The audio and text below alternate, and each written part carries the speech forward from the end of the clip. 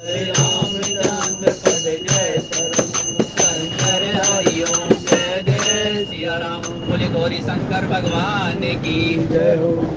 प्रभु प्रेमियों, आज की कथा के भाव के लिए आदरणीय श्री नीरज कौशिक जी से प्रार्थना है कि आज की कथा से हमारा मार्गदर्शन करिए। कथा से पूर्व हनुमान देव चरणों में हाजिरी लगाएंगे। जय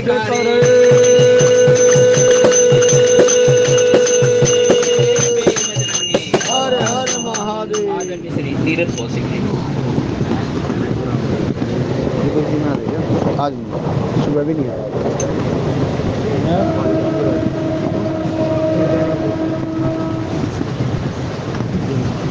बोलिए रामचंद्र महाराज की, बोलिए पवन सुत हनुमान जी की। लोकाभिरामं रणरंगधीरं राजीव नेत्रं रघुवंशनाथं कारुण्यरूपं करुणाकरन्तं श्रीरामचन्द्रं शरणं प्रपद्ये। मनोजवं मारुततुल्यवेगं जितेन्द्रियं बुद्धिमतां वरिष्ठं वातात्मजं वानरयोत्तमुख्यं श्रीरामदूतं शरणं प्रपद्ये। श्रीरामदूतं श्रीराम जय राम जय जय राम। श्रीराम जय श्रीराम जय राम जय जय राम। श्रीराम जय राम जय जय राम। श्रीराम जय राम जय जय राम। श्रीराम जय राम जय जय राम। जय जय जय हनुमान गोसाई, कृपा करो गुरुदेव की नाई। जनक सुता जग जननी जानकी, अतिशय प्रिय करुणा निधान की। पिता के जुग पद कमल मनावो, ताके जुग पद कमल मनावो। जासु कृपा निर्मल मति पावो। राम कथा सुंदर कर तारी, संशय विहग उड़ावन हारी। श्री राम कथा शशि किरण समाना, संत चकोर करें जय पाना। सब पर परम प्रकाशक जोई, जोई राम अनादि अवधपति सोई। ताई बजिए मन तज कुटिलाई, राम बजे गति के नहीं पाई। करण बिन से मम स्वामी, राम नमामि नमामि नमामि। राम नमामि नमामि नमामि। राम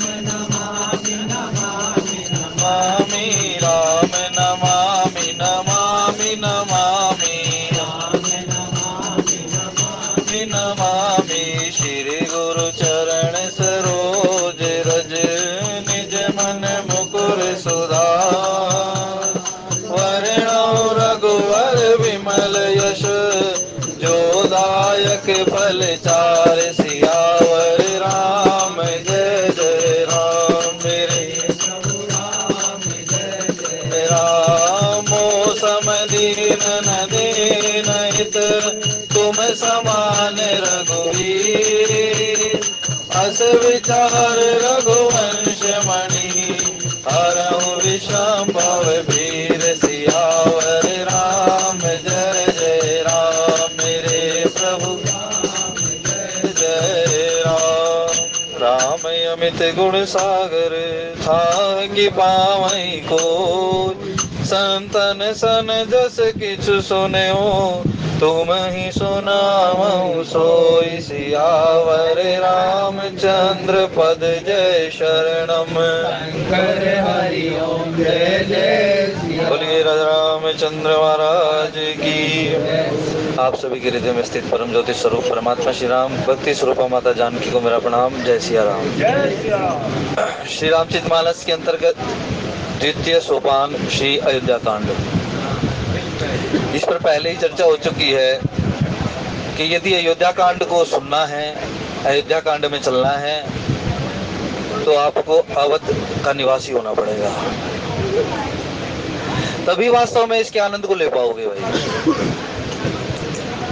क्योंकि कहते नहीं है भाई, तीर्थ पर जाते हैं तो आप तीर्थवासी हो जाते हैं।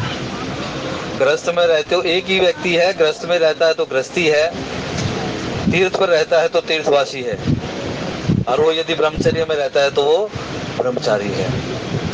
ऐसे ही उत्तरकांड के अंतिम में गोस्वामी जी ने लिखा अंतिम चौपाइयों में कि ये जो मानस है, इस मानस के किसी कांड का कोई नाम नहीं रखा मैंने तो इसमें सप्त रुचिर सोपान लिखे हैं। बालकांड के आदि में भी लिखी यही बात और उत्तरकांड के अंत में भी यही बात लिखी है कि मैंने इनको 7 सीढ़ियों के रूप में प्राप्त किया है और 7 ही सीढ़ियों के अनुसार मैं इसको संसार को देना चाहता हूँ। जो हमने संसार से लिया वही संसार को दे दिया, अपने लिए कुछ नहीं रखा हमने। बोले कि आपने अपने लिए क्या नहीं रखा? बोले मैंने तो केवल आदि में भी और अंत में भी यही लिखा है, श्री राम जय जय राम, श्री राम जय जय राम। बोले मैंने तो अपने लिए सिर्फ 2 नाम रखे हैं भाई, 2 अक्षर रखे हैं। बोले वो कौन से हैं? राम ही सुमिरिए गाइए। केवल राम का सुमिरन, यहाँ राम शब्द नहीं है, राम का सुमिरन और राम का गायन, इसी में कथा भी आ जाएगी और इसी में व्यथा भी चली जाएगी। क्योंकि सुमिरन से सुख होत है, सुमिरन से दुख जाएगा। अब सुमिरन करेंगे, जैसे जैसे उसका सुमिरन करते चले जाएंगे तो आप उसके साथ जुड़ते चले जाएंगे भाई। प्रथम भक्ति संतन कर संगा, दूसर रतिमम कथा प्रसंगा। सबसे पहली शर्त है कि हमें सुनना आना चाहिए, सबसे पहली शर्त है। लेकिन हम अहमिति के द्वारा, अभिमान के द्वारा, हम अपने पद के मद के वशीभूत होकर हम किसी को सुनना नहीं चाहते। उसको कुछ पता ही नहीं, वो मुझसे ज्यादा नहीं जानता और वो मुझे क्या बताएगा, मैं तो उसी को ज्यादा बता दूं। लेकिन गोस्वामी जी ने इस बात का बिल्कुल खंडन कर दिया। सब कुछ जानते हैं, भगवत कृपा भी है, गुरु कृपा भी है, संत का सानिध्य भी है और अपने आप में श्रेष्ठता भी है गोस्वामी जी के अंदर। लेकिन फिर भी एक बात कह दी, कवि न हो नहीं चतुर कहावो, मति अनुरूप राम गुण गावो। यहाँ संतों से, सभी लोगों से, पूर्ण संसार से गोस्वामी जी ने कृपा मांगी है, कृपा करहूं अब सर्व। लेकिन कथा कहने लगे हैं तो किसी महात्मा का नाम नहीं लिया महाराज। यद्यपि कही गुरु 12 ही 12, मुझे तो गुरु ने बार बार कहा, लेकिन समुझी परी कछु मति अनुसारा। गुरु ने तो बहुत बार समझाया, अनेकों प्रकार से समझाया, लेकिन मेरी बुद्धि इतनी छोटी सी है भाई। यदि संसार में पापियों की गिनती की जाए तो सबसे पहली रेखा मेरी है, पहला मेरा नाम है। ऐसा व्यक्ति राम की कथा में उतर सकता है भाई। श्री राम जय जय राम, श्री राम जय जय। लेकिन अपने आप को श्रेष्ठ मान ले, देखो पंगत चल रही थी ना, नाभादास जी की पंगत चल रही थी, और जब वो पंगत चल रही थी तो वहाँ गोस्वामी जी बाहर गए, तो गोस्वामी जी ने, क्योंकि भगवान शंकर की प्रेरणा हुई, जाकर भाई वहाँ भोजन ग्रहण करो, प्रसाद ग्रहण करो। गोस्वामी जी ने कहा महाराज मैं भंडारों में जाता नहीं हूँ, लेकिन शंकर जी कह रहे हैं कि मेरा आदेश है, तुम्हें इस भंडारे में जाना पड़ेगा। और वहीं से वो भंडार हो गया कि महाराज वो सुमेरु हो गए। वहां कितनी लोगों की पंगत चल रही थी, कितने महात्मा, बड़े से बड़े महात्मा वहां पर भोजन प्रसाद ले रहे थे।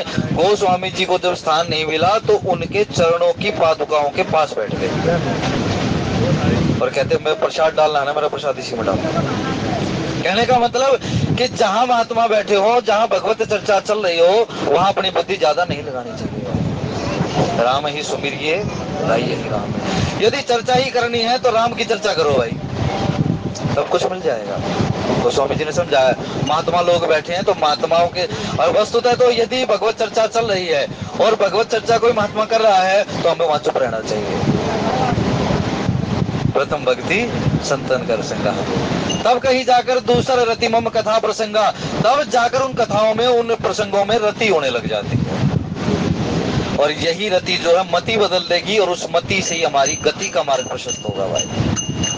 हरे राम राम राम सीता राम राम राम, हरे राम राम राम सीता राम राम, हरे राम राम राम सीता राम राम राम, हरे राम राम सीता राम राम, हरे राम राम राम सीता राम राम राम। तो सूचना दी गई, राम जी के पास सूचना पहुंची, गुरु जी ने कह दिया तुम्हें संयम धारण करना है। और संयम, ये संयम कोई ऐसा नहीं है कि जो गृहस्थी का संयम हो, ये उत्तरदायित्व का संयम है। आप विचार कर देखो, जब किसी व्यक्ति की धुन लगती है, कहने का मतलब जब वो व्यक्ति अपने विचारों में उतर जाता है, जब अपने अंतर में उतर जाता है ना, तो उसको अगली बातों का भी आभास होने लग जाता है और पिछली बातों का उसे चिंतन भरपूर होता है। तो राम जी को ये संकेत दे दिया, क्योंकि क्या कहा दशरथ जी महाराज ने, मैं ये विचार कर देख चुका हूँ, भली प्रकार से मैंने राम की परीक्षा लेकर देख ली है, राम भय सब विधि लायक। वो राम जो है ना सभी प्रकार से लायक हो चुके हैं भाई, सभी प्रकार से वो योग्य हो चुके हैं। अब ये सभी प्रकार की योग्यता उस दिन भी चर्चा चल रही थी कि किस प्रकार से राम जी को प्राप्त होगा। उनका जो चिंतन चलेगा ना, वो चिंतन आज की चर्चा पर नहीं होगा, आज की व्यवस्था पर नहीं होगा, वो चिंतन उनका अगली व्यवस्था पर होगा, दूरदृष्टि जिसको कहते हैं। तो राम जी ने विचार किया कि जन में एक संग सब भाई, अरे सारे भाई तो एक ही समय प्रादुर्भूत हुए हैं यहाँ पर, सभी का जन्म तो, अवतरण तो एक ही बार हुआ है ना। और वास्तव में जब ये चारों आती है ना, तो चारों इकट्ठी आती है हमारे पास ये चीजें, ज्ञान भक्ति वैराग्य और उपासना, ये चारों चीजें जो है ना हमारे जीवन में इकट्ठी आती हैं। जब व्यक्ति के जीवन में ज्ञान आता है ना, तो वैराग्य उसके साथ साथ लगकर आता है, लेकिन जीव ज्ञान को नहीं संभाल पाता तो अगली तीनों चीजें बिगड़ जाती हैं।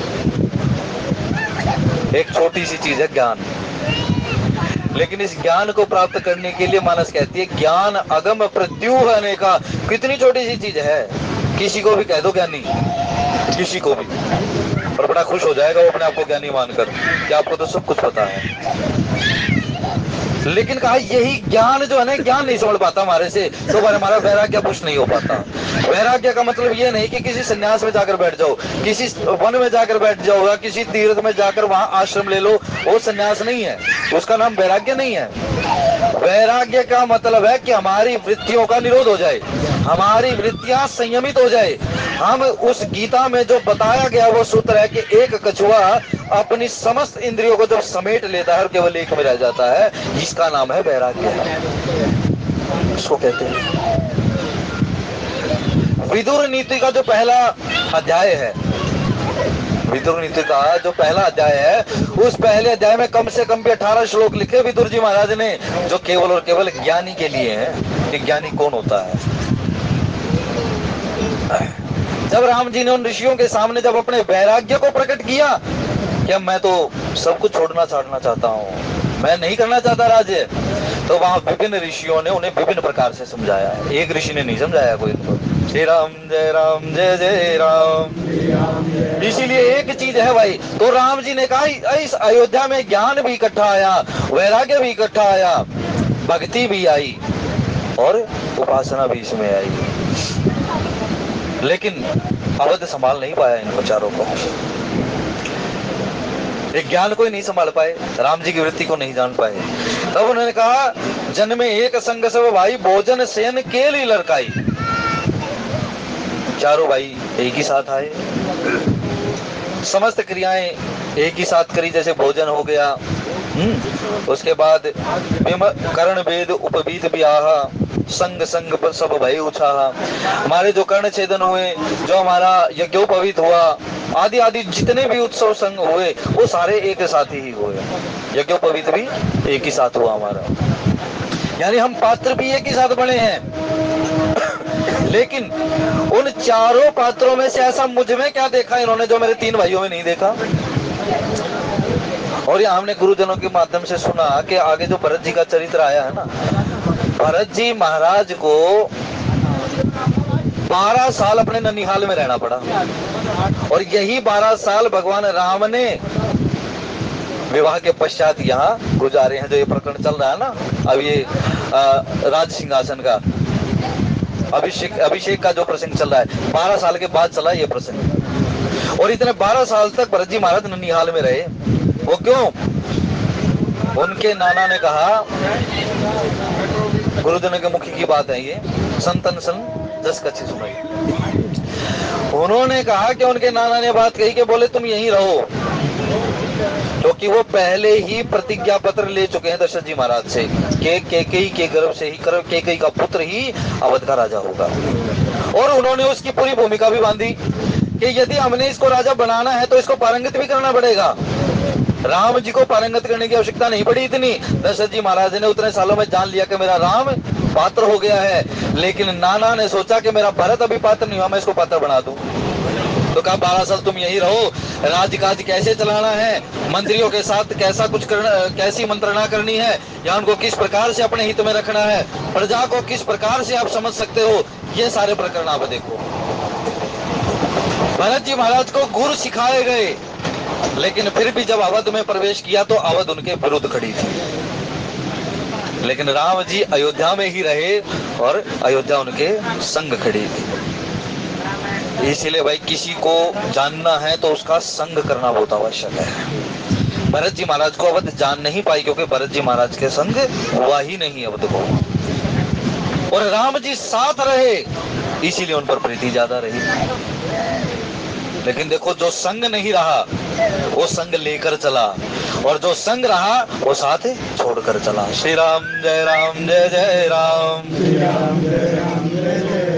ये कर्म की गति किस प्रकार से होती है। जब वन में पूरी की पूरी अयोध्या गई राम जी के पीछे पीछे, तो राम जी ने कहा समुद्र को इस प्रकार से रथ को चलाओ इनको पता ना लगे, इनको भ्रम हो जाए। लेकिन जब भरत जी महाराज आए तो भरत ने कहा पूरी की पूरी अवध को लेकर राम के पास ही जाऊंगा भाई। यानी जो वो गोल चक्कर रहा ना, जे चितये प्रभु जिन प्रभु हेरे, जड़ चेतन मग जीव गनेरे, ते सब भये परम पद जोगु, लेकिन भरत दर्श मेटा भव रोगु। इसीलिए भाई भगवान की शरण में लगो तो सही लगो, लेकिन संत का संग अवश्य लेकर चलो। श्री राम जय जय राम। इस अयोध्या कांड को इसी प्रकार समझना है। जहां जहां चलोगे अपनी गुरु कृपा को, अपने गुरु आश्रय को साथ लेकर चलना, तभी इस अयोध्या कांड में प्रवेश कर पाओगे भाई। तब राम जी के मन में बात आई, और बड़ी गूढ़ बात लिखी थी गोस्वामी जी ने कि प्रभु प्रेम पछतानी सुहाई। राम जी का पछतावा लिखा है यहाँ पर। क्यों? इतना उज्जवल कुल है हमारा, लेकिन इसमें गलत काम हो रहा है। ये बड़े भाई को राज्य दिया जा रहा है अन्य भाइयों को छोड़कर। वस्तुतः तो शास्त्र मर्यादा यही है कि बड़े पुत्र को उत्तराधिकार मिलता है, लेकिन राम जी कहते हैं मैं इसको स्वीकार नहीं करता। कहते कि ये बड़ी हमारे कुल में ना बड़ी गलत बात चल रही है, इस रीति को मैं बदलना चाहता हूँ। बोले महाराज यदि बदलना चाहते हो इसको तो किस प्रकार से बदलोगे? बदलना यही नहीं होता कि उसके हाथ में भाई वो डमरू पकड़ा दिया कि बजाता रहो इसको, नहीं। बदलने का कहने का मतलब है कि आप न होते हुए भी उसी के रहो।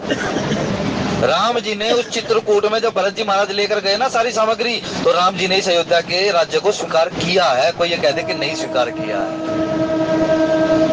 वहां लिखा गोस्वामी जी ने।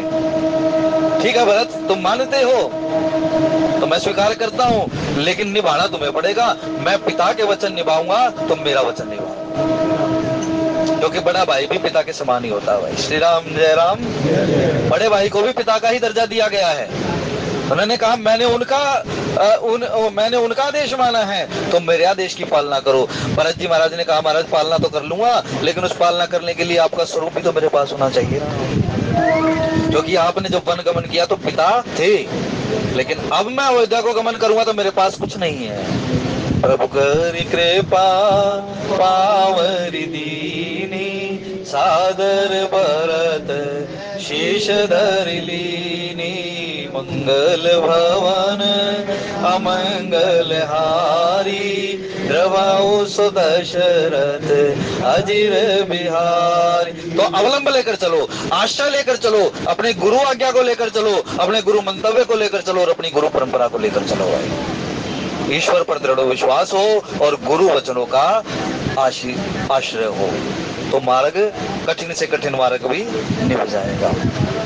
तो कहा मैं इसको बदलना चाहता हूँ। और गोस्वामी जी कहते हैं प्रभु पछतानी, प्रभु सप्रेम पछतानी। ये जो राम जी का पछतावा है ना कि मेरे भाइयों को राज क्यों नहीं मिल रहा है, इसको कहते हैं हरऊ भगत मन कई कुटिलाई। भगतों के मन की कुटिलता को हरण कर लेगी। अब कहो महाराज भगतों के मन में कुटिलता होती है क्या? तो गोस्वामी जी कहते भगतों के मन में कुटिलता होती है।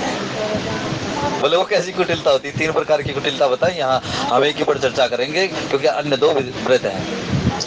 कब भक्तों के मन में ये कुटिलता आई कि राम जी कहते कि मैं राज्य स्वीकार नहीं करूंगा।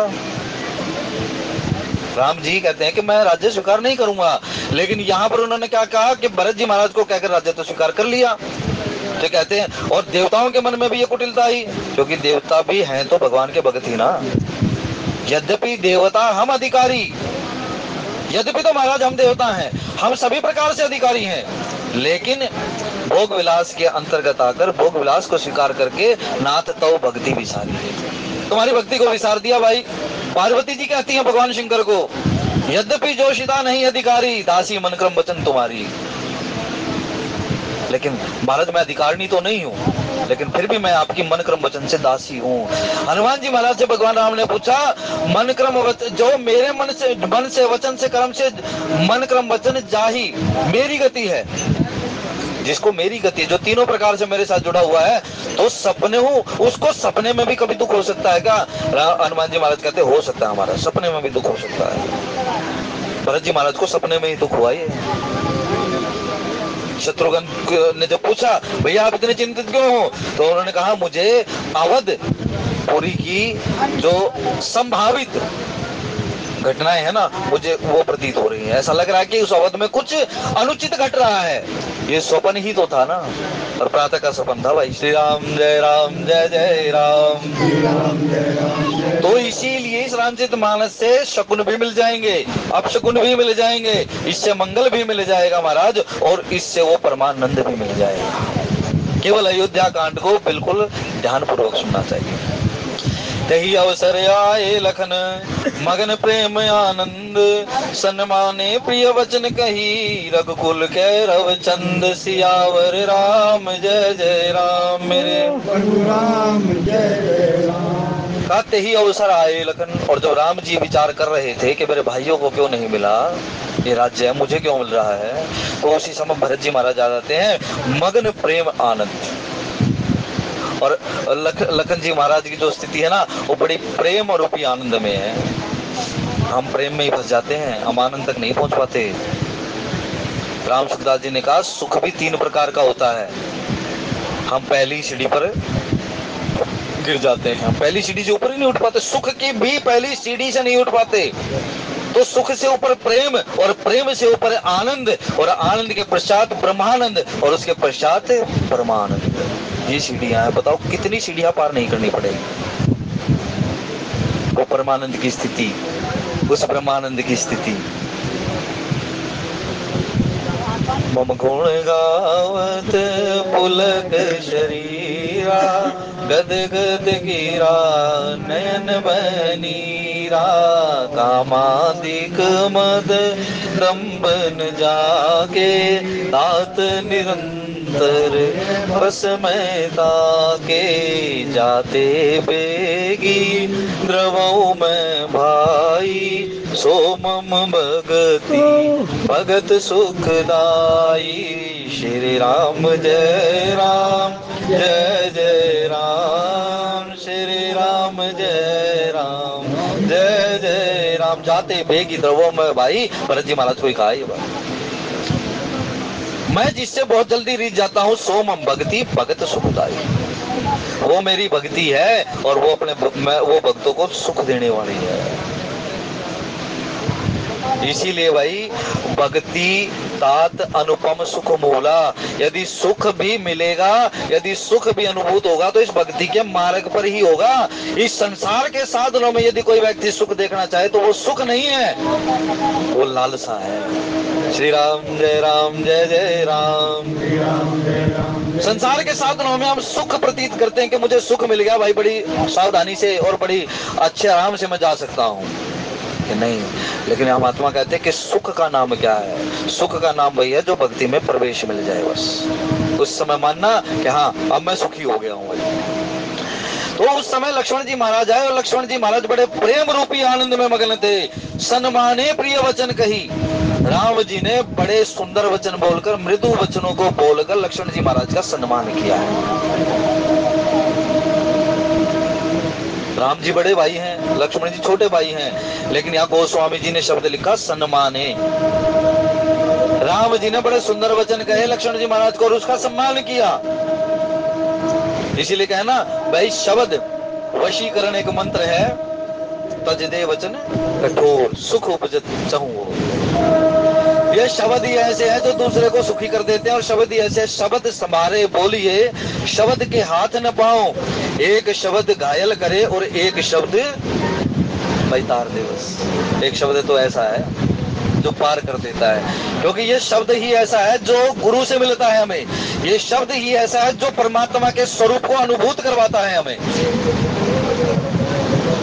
और सन्माने प्रिय वचन कही, रघुकुल कैरव चंद। रघुकुल की कीर्ति को उज्ज्वलता प्रदान करने वाले जो रघुनाथ जी हैं, जो राम जी हैं, उन्होंने अपने छोटे भाई लक्ष्मण को बड़े प्रिय वचन बोलकर उनका सम्मान किया। तो भाई हमारे से बड़ा हो, हमसे छोटा हो, या फिर हमारे साथ का हो, शब्द तो किसी को भी गलत नहीं बोलने चाहिए, किसी को भी गलत नहीं बोलने चाहिए। किसी का राम राम कहने में कुछ नहीं जाता, कुछ नहीं घटता। देखो जितने बीड़ी पीने वाले होंगे ना, एक आपको घटना घटाऊं, बताओ, इस कथा की ही है। हमारे जगदीश कौशिक जी आते थे ना, मुझे दिल में भी थोड़ी सी याद आ रही थी तो प्यास याद दिलाई थी। जगदीश कौशिक जी आ रहे थे तो एक दिन उनके सिर में बड़ा दर्द था, और उन्होंने 5:40 वाली की बात है, तो उन्होंने क्या किया, सोचा आज रामायण के डब्बे में न जाके पिछले डब्बे में बैठूं। और वहां ताश खेल रहे थे लोग, वो खिड़की पर बैठे हुए थे। अब वहां जो ताश खेलने वाले थे ना, वो 3 बैठे हुए थे, उन्हें चौथे की जरूरत थी। और उन्होंने कौशिक जी को कहा उठा के, बोले भाई साहब खेलोगे ताश? बोले भाई मुझे खेलना ले। तो बोले खिला तो हम देंगे अपने आप, सिखा तो हम 2 मिनट में देंगे, कोई बात नहीं। बोले नहीं मुझे नहीं सीखना। बोले ना ना। अब कौशिक जी ने कहा चलो भाई माँ से छोटे थे, हाँ कोई बात नहीं। अब उन्होंने उनको दिए पत्ते। अब जैसी वो थी ना, उनके जो साथी थे उनको बाजी आ गई भाई, उनकी भाषा में, ताश वालों की भाषा में उनको बाजी आ गई। अब बाजी आते ही उन्होंने कौशिक जी को क्या कहा कि भाई खड़े होकर इस पंखे, उसके तो छोटे पंखे थे, हाथ चला जाता, तो उन्होंने कहा कि ऊपर खड़े होकर इस पंखे के हाथ लगा के 2 बार राम राम कह दो। कौशिक जी ने वहीं पत्ते फेंके, बोले राम राम जब यहाँ भी उस परमात्मा ने कहला दिया तो वहीं नहीं बैठ जाता वाला। श्री राम जय जय। तो भाई एक बार राम से जुड़ जाओ ना तो वो अपनी याद दिलाए। अंत समय जब उनका आया कौशिक जी का, उनके मुख से यही नाम निकला था, राम नाम। ऐसी पुण्यात्माएं हमारे बीच में रही हैं, हमें केवल क्या है, हमें उनके आदर्श को जानना है भाई। रामकिशोर अग्रवाल जी आते थे ना नरेला से, अंतिम समय में मुख पे यही नाम था भाई। जुड़ो एक बार उसके साथ, वो आपको याद करेगा। फिर केवल उसके साथ, उसके सुमिरन में राम ही सुमिरिए, ही राम है। अपने जीवन को उससे जोड़ लो, कोई घटना नहीं है। महाराज एक महात्मा, एक राजा हुए, ऐसे ऐसे राजा ऋषि हुए कि वो राम का नाम लेते थे और छुपे हुए नाम लेते थे। पत्नी को भी पता नहीं था कि भजन करते हैं। और एक दिन सो गए और पत्नी जाग रही थी, तो पत्नी ने देखा इनके मुख से कुछ शब्द निकल रहे हैं। थोड़ा सा नजदीक गए तो देखा कि उनके मुख से राम का नाम निकल रहा था। तो पत्नी ने सुबह प्रसाद बंटवाया पूरे नगर में, बोले आज सभी को जितना दान दे सकते हो दो। अब राजा ने सोचा ऐसा कौन सा पर्व आ गया भाई, इतनी बड़ी इतना बड़ा दानशीलता हो रही है। तो पत्नी से पूछा कि ऐसा कौन सा पर्व है, मुझे भी तो बताओ। बोले आज मेरी जिंदगी का सबसे पुण्यशाली दिन है। बोले क्यों? क्योंकि मैं तो आपको ऐसा सोचती थी कि आप राम का नाम लेते ही नहीं हो, लेकिन आप तो सोते सोते भी राम का नाम लेते हो भाई। महाराज राजा ने उसी समय प्राण छोड़ दिए कि मेरे अंदर जो छुपी हुई निधि थी आज वो संसार में प्रकट हो गई है। अपने भजन को इस प्रकार से अंदर जोग भोग में राख्यो कोई, अपने भजन को ऐसा पुष्ट बनाओ कि वो बाहर से निकलने लगे। कृष्ण ने रुक्मणी को सुनाया। रुक्मणी ने कहा महाराज नींद नहीं आ रही क्या? तो कृष्ण ने कहा नींद आए जब ना, जब ये सोने दे। बोले कौन सोने दे? बोले वो अर्जुन, चलो दिखाता हूँ। अब वहां चले गए। बोले महाराज ये तो खुद सो रहा है, इसने आपको आपके कब जगाया है? बोले थोड़ा सा अपना कान इसके मुख की तरफ लेकर जाओ। और जब देखा तो उसके मुख से नाम याद था, कृष्ण कृष्ण और कृष्ण। बोले 24 घंटे नाम लेता रहता तो मुझे सोने कब देगा भाई। श्री राम जय राम जय जय राम। उसको कोई आपत्ति नहीं है, वो जागे, आप जगाने वाले होने चाहिए। वो आपकी साक्षी भी देगा, केवल आप उसको साक्षी गोपाल बनाने वाले होने चाहिए। भगवान के प्रति लग जाओ। अब राम जी के मन में पछतावा यही तो है। राम जी भरत जी महाराज के प्रति सोच रहे हैं और पूरा अवध ये मना रहा है कि अरे महाराज विधाता को कह रहा है एक ही भाई है, आप 2 ही भाई हैं, वे दोनों भाइयों को और 2 भाई जो और हैं भरत और शत्रुघ्न उनको भी भेज दो। अब लेकिन कहते भाई एक रात ही तो बची, यही रात अंतिम, यही रात हमारी। बोले एक ही रात तो बची है, अब एक रात में और कौन ला सकता है उनको यहाँ पर? रथ भी भेजेंगे तो महाराज काश्मीर से लेके अवधपुरी तक जाओगे तो कितना समय लग जाएगा। और उस समय तो स्थिति ही क्या थी। तो महाराज उन्होंने कहा इस स्थिति में कौन क्या काम कर सकता है? इस स्थिति में केवल देव ही सहाय हो सकते हैं। देवता जो है ना वही सहायता कर सकते हैं, क्योंकि देव ही तत्क्षण उनको प्रकट कर सकते हैं। लेकिन भाई गोस्वामी जी कहते हैं अब देवता तो स्वार्थी हैं, देवता तो खुद ये सोच रहे हैं कि ये चले जाएं। यदि भरत आ गए तो वो तो राज करो सिंहासन करवा कर ही मानेंगे इनका अभिषेक, तो देवता क्यों उनकी सहायता करेंगे भाई। लेकिन अवधपुरी कह रही है कि महाराज देवता, इसीलिए कोई व्यक्ति ये सोचे कि मैं कुछ इच्छा कर रहा हूं, देवता मेरे मन के अनुरूप मुझे परिणाम दे, कभी नहीं हो सकता। हम कोई भी काम करें और ये सोचे कि मैंने जो मन कामना करी है देवता मुझे उसके अनुसार परिणाम देगा, कभी नहीं हो सकता। केवल मन के अनुसार तो परिणाम कौन दे सकता है? सोमम भगति भगत सुखदाई। सबने मांगा कि राम से क्या मांगा सबने? हे महाराज अपने चरणारविंद की अविरल भक्ति मांग, अविरल भक्ति मांगी। बार बार वर मांगो हर्ष देव श्री रंग देवदत्त जी, बार बार वर मांगो हर्ष देव श्री रंग पद सरोज अन्न पायनी भक्ति सदा सत्संग। यद्यपि ब्रह्म अखंड अनंता अनुभव गम्य बजई जई संता। अगस्त्य जी महाराज कहते हैं तुम्हारा वो अखंड जो स्वरूप है, निराकार जो स्वरूप उसका वर्णन करने में समर्थ हूँ, लेकिन जाने महिमा कचुक तुम्हारे प्रभाव, तुम्हारे भजन के प्रभाव से महाराज, तुम्हारे भजन प्रभाव खरारी, तुम्हारे भजन के प्रभाव से ही तुम्हारा भेद जान पाया हूं मैं। और ऐसा भेद वो तो कहते कि मैं बखान कर सकता हूं, और केवट तो बिल्कुल महाराज घोषणा कर देता है, मांगी नाव ने केवट आना कही तुम्हार मरम में जाना। मैं तो तुम्हारा मरम जानता हूं। बोले मरम कौन सा जानते हो? महाराज तुम पतित पावन हो,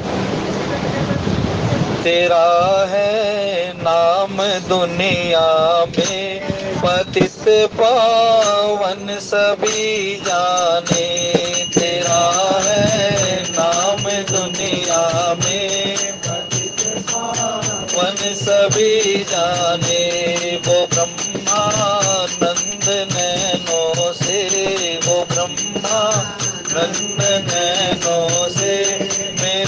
कब हो छुटाना नाम ब्रह्मानंद नैनों से मेरे कब हो छुड़ाना। तुम्हारा जो नाम है ना इस संसार में अत्यंत पावन है, देख कर दोष को मेरे प्रभु मुझको भुलाना। मेरे में तो अनेक दोष हैं भाई, लेकिन यदि मेरे दोषों को भी स्वीकार ना कर पाओ तो तुम्हारा कृपा निधि नाम कैसा भाई। वो एक वचन गाया है ना किसी ने, यदि नाथ का नाम है दया निधि तो दया भी करेंगे कभी ना कभी। दुखहारी प्रभु दुखिया मन के दुख क्लेश हरेंगे कभी ना कभी। अरे लग जाओ उसकी शरण में भाई, किसी प्रकार से लग जाओ, संसार को दिखाने के लिए नहीं, उस परमात्मा में समाने के लिए उन जाओ। लक्ष्मण जी महाराज इस बात को कह देते हैं, किसी को नहीं जानता मोरे सबई एक तुम स्वामी दीन बंधु और अंतर्याम। यही लक्ष्मण जी महाराज आज प्रसन्न होकर आए हैं भाई। जो लक्ष्मण जी महाराज जी कह देते हैं, मैं जानो मात पिता नहीं, मैं किसी को नहीं जानता, मैं तो केवल और केवल मेरा नाता तो आपसे है। मुझे है काम ईश्वर से, जगत रूठे तो रूठन दे। मुझे तो उस परमात्मा से काम है बस, वो मेरा है और मैं केवल उसका। मुरली वाले मोहना पलक झाप तो हिले, नाम देखो और को ना तो है देखन दे। सियावर राम जय जय राम। मेरे तुम मेरी आंखों में बसे रहो ना तो मुझे इस संसार से लेना देना कुछ नहीं है। यही लक्ष्मण जी महाराज आज प्रसन्न होकर आए हैं। बाज ही बाज ने विविध विधाना, पुर प्रमोद नहीं जाई बखाना। भारत आगमन सकल मना, वही आओ हूँ बेगी नहीं न फल पाओ। अब उस अयोध्यापुरी में क्या है, जब पता लगा सभी को कि भाई राम जी का अभिषेक होने वाला है, तो वहां अनेकों प्रकार के बाजने बजाए गए, अनेकों प्रकार के वाद्य यंत्र बजाए गए, क्योंकि प्रसन्नता इतनी है। और जब उस प्रसन्नता को देखा गया तो कहते हैं पूर्व प्रमोद नहीं जाई बखाना। प्रमोद जी, ये प्रमोद बखाना नहीं जा सकता वहां। प्रमोद का मतलब क्या होता है, प्रमोद को कानन भी कहते हैं भाई। कानन का मतलब वन होता है, और वह ऐसा वन होता है जिसमें योगी जन रमण करते हैं। रमनते योगिनो अनंते सत्यानंद चिदात्मनि, जिसमें योगी जन नित्य निरंतर रमण करते रहते हैं, उसका नाम राम है। और उनको प्राप्त क्या होता है, उनको प्राप्त एक ही चीज होती है, रसो वै स। जो परमात्मा रस रूप है वो रस रूप में प्राप्त होता है भाई उसको। उन्होंने कहा महाराज अनेकों प्रकार के बाजे बज रहे हैं, और इस अवधपुरी के नगर के जो प्रसन्नता है उसका बखान नहीं किया जा सकता। भरत आगमन सकल मनावै, आवहु बेगी नयन फल पाव। ये वचन किसके हैं, ये अयोध्यापुर वासियों के वचन हैं। कहते महाराज भरत को जल्दी से जल्दी भेज दो। विधाता पूछते क्यों भेज दो भाई, राम जी तो जिसका अभिषेक होने वाला है वो तो यही है, तुम भरत को क्यों बुला रहे हो। बोले महाराज हम चाहते हैं कि भरत जी महाराज भी अपने नेत्रों को सफल कर लें आज। और यही अवधपुरी जब भरत जी महाराज आएंगे तो महाराज उनसे नजर फेर लेगी, जिसके लिए आज प्रसन्नता मना रही है ना। देखो गोस्वामी जी एक एक शब्द के द्वारा इस संकेत को पुष्ट करते जा रहे हैं। भरत जी महाराज की तरफ गोस्वामी जी का लेखनी क्या कमाल करती है कि भरत जी महाराज की तरफ लेकर कैसे जा रहे हैं वो गोस्वामी जी। अंदर ही अंदर, जिसको कहते हैं ना भाई अंडरग्राउंड, तो कथा चल रही, बात चल रही है राम जी की, रघुनाथ जी की, अभिषेक की बात चल रही है, लेकिन उसी में भरत जी महाराज को भी जोड़ दिया उसमें। ये महाराज इस अभिषेक के प्रसंग से भरत जी महाराज का तो बिल्कुल गहरा नाता है, इसका खूंटे का और रस्सी का नाता है ये, कि इस पर बंधेंगे। इसी अवधपुर के राज के लिए दोनों भाई एक दूसरे को सौंपते रहेंगे। आदर्श है ये चरित्र उन भाइयों के लिए जो महाराज एक गज जमीन के लिए भी अपने भाई का गला काटते थे।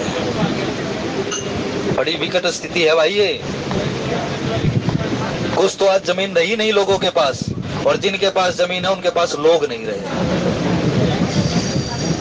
कुछ तो लोगों के पास जमीन नहीं है आज, लेकिन वो जो थोड़ी बहुत भी जमीन रही है उसका उपभोग करने की बजाय, उसका फायदा लेने की बजाय, परिवार का पोषण करने की बजाय आज उस जमीन को जो भोग कर सकते हैं वो लोग ही नहीं रह पा रहे हैं। लेकिन एक ही अवधपुरी है जो त्रिलोकी एक सम्राट, चक्रवर्ती सम्राट का राज्य है। उस सम्राट चक्रवर्ती राज्य को छोड़ने के लिए दोनों भाइयों में होड़ लगी हुई है महाराज। श्री राम जय जय राम। तो महाराज भरत जी को भेज दो। बोले क्यों भेज दो भरत जी को? वो भेगी, जल्दी से भेज दो। बोले जल्दी कैसे आएंगे भाई, वो कितने किलोमीटर दूर है यहाँ से? कुछ लोग इसका वर्णन करते हैं, कुछ महात्माओं से हमने सुना, जो ये आज का जो क्षेत्र है, जो कैकई देश है, कुछ महात्मा इसको अफगानिस्तान में एक हेरात नाम की जगह है, कुछ लोग तो उसको बताते हैं कि वो कैकई देश था, और कुछ लोग यहाँ कश्मीर के स्थान को बताते हैं कि यहाँ से यहाँ ननिहाल था राम जी का, भरत जी महाराज का। तो खैर जो भी हो, लेकिन दोनों ही जगह दूर हैं। और जब दोनों ही जगह दूर है तो उन्होंने सोचा कि बेगी आओ, बेगी उनको कहो जल्दी भेज दो महाराज उनको। बोले किस तरह जल्दी भेज दो भाई? रथ भी भेजोगे तो आने में समय तो लगेगा, कई दिन चले जाएंगे, लेकिन आपके पास तो समय नहीं है ना। बोले महाराज ये बात तो ठीक कर रहे हो, तो फिर क्या करोगे? इसके एवज में क्या बुद्धि दी परमात्मा ने उनको? बोले महाराज वो नैनों का फल भी ले लें, अपने नेत्रों को सफल कर ले। नैनों का फल क्या है? नेत्रों का फल यही है कि महाराज केवल और केवल राम जी को अभिषेक होता हम देखें। हमारा जो हृदय रूपी सिंहासन है, इस हृदय रूपी सिंहासन पर हम इसके चारों ओर अवध का परकोटा निर्माण कर कर उस स्वर्ण सिंहासन पर, स्वर्ण का मतलब यह है कि महाराज हमारा मन इतना निर्मल हो, हमारा मन का जो हृदय रूपी सिंहासन है वो इतना ज्यादा उज्जवल हो कि उस पर मेरे राम बैठे तो जगत प्रकाश प्रकाशक रामू मायाधीश ज्ञान गुणदामू के उस स्वर्ण के सिंहासन पर बैठकर, हमारे निर्मल हृदय रूपी सिंहासन पर बैठकर वो राम अपने प्रकाश को इसके साथ जोड़ दें। और जब उनका दोनों का प्रकाश जुड़ेगा ना, हमारे मन की निर्मलता जुड़ेगी और मेरे राम की कृपालुता जुड़ेगी, तो इस संसार में सभी प्रकार से महाराज कल्याण ही कल्याण होगा। श्री राम जय राम। तो ये दो चीजें काम करती हैं भाई, एक हमारे मन की निर्मलता और दूसरी उस परमात्मा की कृपालुता। ये दो ही चीजें होनी चाहिए। श्री गुरु चरण सरोज रज निज मन मुकुर सुधार। यहाँ गोस्वामी जी ने यही बात मांगी है महाराज, क्योंकि वर्णो रघुवर विमल यश, पहले मैं अपने मन को निर्मल करूं ना, मेरे मन में निर्मलता आ जाए, और उसके पश्चात मैं राम जी के गुणों का गायन करूंगा, तो राम जी के गुणों को गायन करने से क्या होगा? उसकी कृपा मुझे प्राप्त हो जाएगी। तो यही दो चीजें हैं भाई अयोध्या कांड में, कि उस परमात्मा की कृपालुता की तरफ चलो। भरत जी महाराज बार बार कहते हैं राम जी को, आप तो कृपालु है महाराज, आप तो स्वप्न में भी किसी के अपराध को अपने हृदय में धारण नहीं करते, तो मेरे इस अपराध को छोड़ दो ना महाराज। तो वो भी जल्दी से आए और अपने नेत्रों का फल प्राप्त करें। फिर कहा हाट बाट कर गली अथाई, कहीं परस्पर लोग लुगाई। और बाट जहाँ जहाँ बाजार थे, जहाँ जहाँ गलियां थी, जहाँ जहाँ चबूतरे आदि थे, उन सभी पर नर और नारी आपस में बैठकर ये चर्चा करते हैं। कहीं परस्पर लोग लुगाई, आपस में चर्चा चलती है अवधपुर वासियों में। महाराज काली लगन भली खेती के बारा। काली लगन, काली का मतलब कल, कहते हैं काली लगन भली खेती के बारा, पूजी विधि अभिलाष हमारा। कल वो शुभ लगन कितने समय है? जैसे अभी राम मूर्ति प्रतिष्ठा हुई यहाँ पर अयोध्या में, कितने सेकंड का मुहूर्त था ये महाराज? बहुत थोड़ा ही समय था ना। तो वहां अवधपुर वासियों को भी ये नहीं पता कि भैया राम जी का अभिषेक कितने समय का मुहूर्त है इनका, कोई नहीं जानता। सुबह का मुहूर्त है, शाम का मुहूर्त है, दोपहर का मुहूर्त है, किस समय मुहूर्त है ये अभिषेक होने का, कोई नहीं जानता। लेकिन कहते महाराज कल का समय है और पता नहीं कितने समय का है। इसीलिए हम ये चाहते हैं कि जितने भी समय का मुहूर्त है वो जो विधि अभिलाष हमारा। हम तो ये कहते हैं कि विधाता हमारी मनोकामना, मनोकामना कौन सी है उसकी? श्री राम जय राम। उनके मन की मनोकामना ये है, सबके उर अभिलाष से कहीं मनाई महेश, आप अचत जुबराज पद राम ही देव। भोले बाबा से विनंती करी कि महाराज दशरथ जी महाराज को ऐसी बुद्धि दो कि अपने रहते रहते वो राम जी का अभिषेक कर जाएं। तो फिर उन्होंने कह दिया, कनक सिंहासन सिय समेता, बैठ ही राम होई चित चेता मंगल भवन अमंगल हारी द्रवऊ सुदशरथ अजीर बिहार। एक दिल्ली में जब हम छोटे छोटे थे ना, अपन ननिहाल जाते थे तो वहां आरती गाई जाती थी। ये जगमग जगमग जोत जली है राम आरती होने लगी है, ये आरती ना, इस आरती में ये चौपाई सम्मिलित थी महाराज। कनक सिंहासन सी समेता बैठी राम हुई चिंता। तब से हमें चौपाई याद है जब हम छोटे छोटे थे। अगर रघुनाथ जी को अपने हृदय में स्थापित करना है और वो प्रकाश उज्ज्वलित करे तो इस चौपाई का जाप करने लग जाओ भाई। इस सूत्र को स्वामी जी ने दिया है। कोई भी प्रसंग उठाओ रामचरितमानस का, एक चौपाई गोस्वामी जी ने सूत्र रूप में अवश्य दे रखी। वस्तुतः तो सारी चौपाइया सूत्र हैं, लेकिन अपने हृदय सिंहासन पर यदि उस राम को, राम कहते हैं ना कि मेरे राम है सायक धरे चाप सायक कटी बाता, जो विभीषण ने कही राम जी को। महाराज यदि जब तक आप किसी के मन में धनुष बाण धारण कर नहीं बैठ जाते, ममता तरुण तमी अंधियारी जताउल, जब तक ये सारे रोग नहीं जाते, जब तक ये अंधकार नहीं जाते, ये विषय विकार हृदय से चले नहीं जाते, जब तक आप धनुष बाण धारण कर इस हृदय में स्थापित नहीं हो जाते। फिर कहते हैं कि कनक सिंहासन सी समेता, तो कहते हैं भाई पता नहीं कितने दिन का समय, कितने समय का, कितना थोड़ा बहुत समय होगा जो मुहूर्त होना है, जिसमें अभिषेक होना है। और फिर हम तो फिर भी अब कहते हैं हमारे मन की अभिलाषा यही है कि कनक सिंहासन स्वर्ण जड़ित स्वर्ण रचित सिंहासन हो, सीय समेता माता जानकी के साथ बैठे ही राम जी बैठे, होई चित चेता, हमारा मन शांत हो जाए। चित चेता का मतलब है अभिलाषा पूरी होना। यानी स्वर्ण, ये जो सिंहासन बताया गया, स्वर्ण का जो सिंहासन होता है ना, वो कैसा होता है, जैसे पाटड़ा होता है ना, कोई पटड़ा होता है, उस पाटड़े को बना दिया जाए स्वर्ण से, और उसके दोनों हाथों पर सिंह का प्रतीक लगाया जाए। कई बार देखा होगा किसी राजा महाराजा को बैठा दिखाते हैं तो वो हाथ रखता है ना किसी शेर की गर्दन के ऊपर रखता है, तो वो शेर के यानी वो सिंह के चिन्ह हो उस पर, और ऊपर एक पीछे छत्र लगा हुआ हो, और नीचे एक छोटी सी पटड़ी और रखी हुई हो जिस पर उनका दायां चरण या बायां चरण रखा हुआ हो।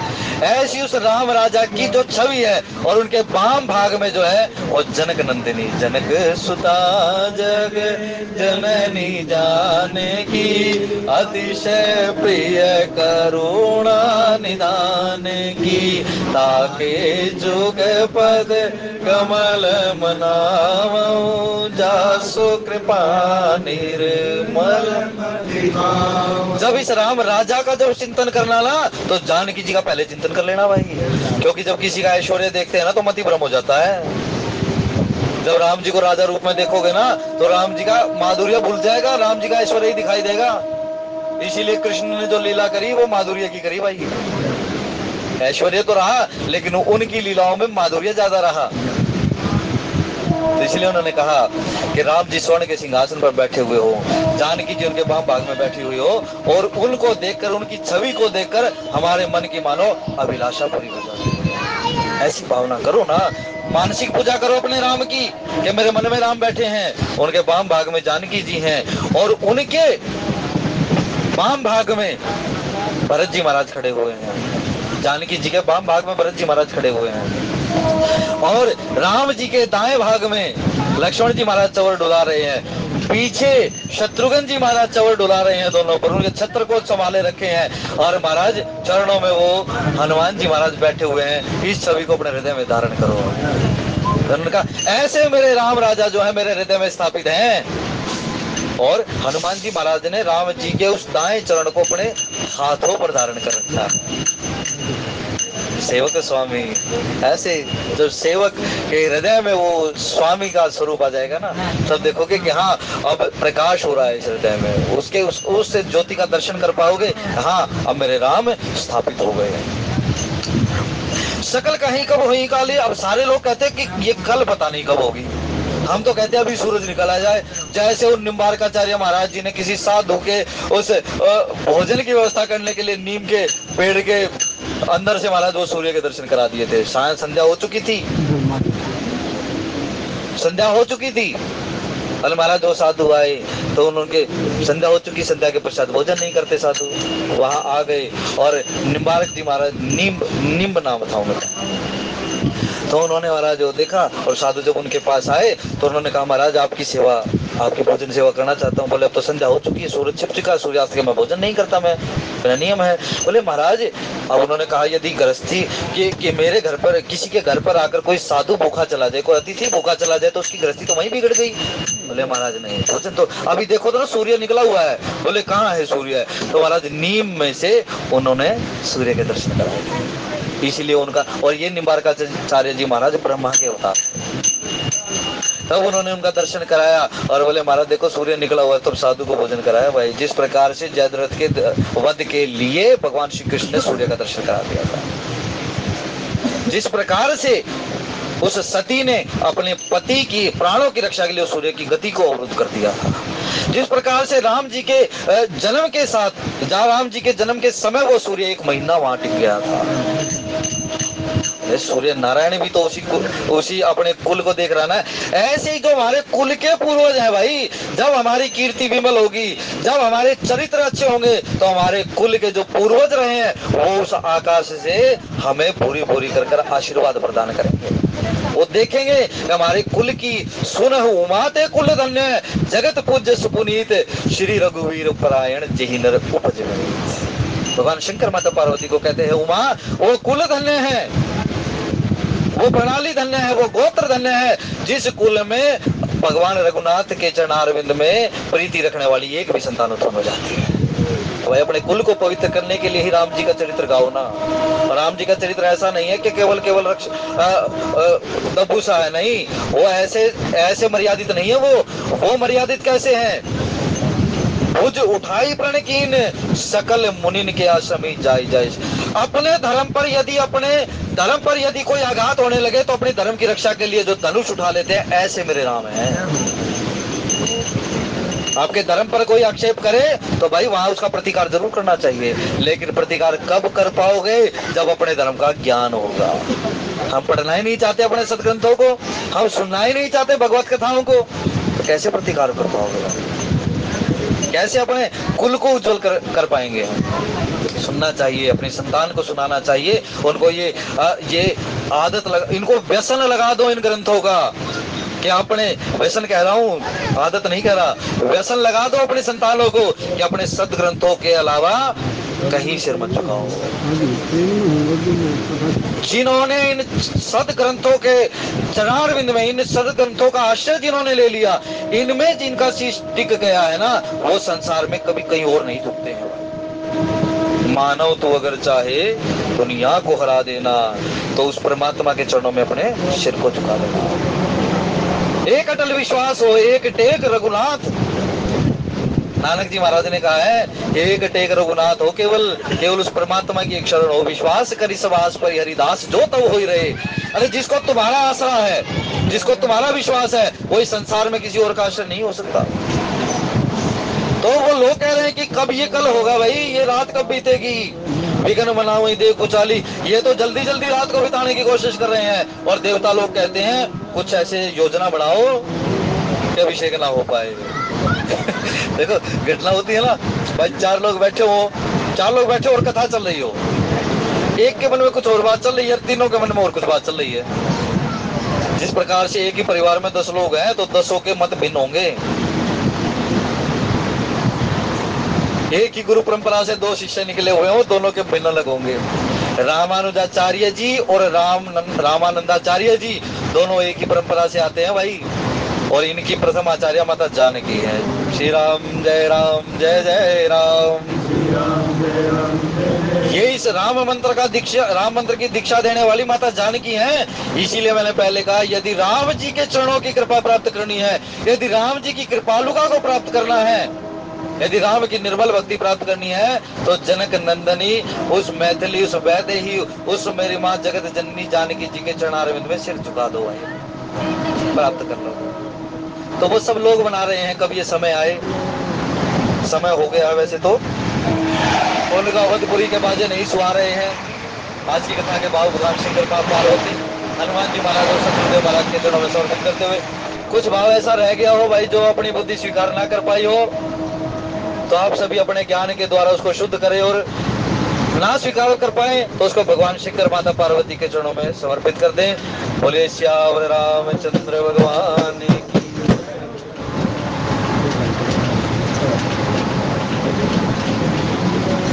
बहुत ही अच्छे भाव आदरणीय मेरे बहुत ही धन्यवाद। सभी चीज आप लोग की तरफ प्रयोग करेंगे।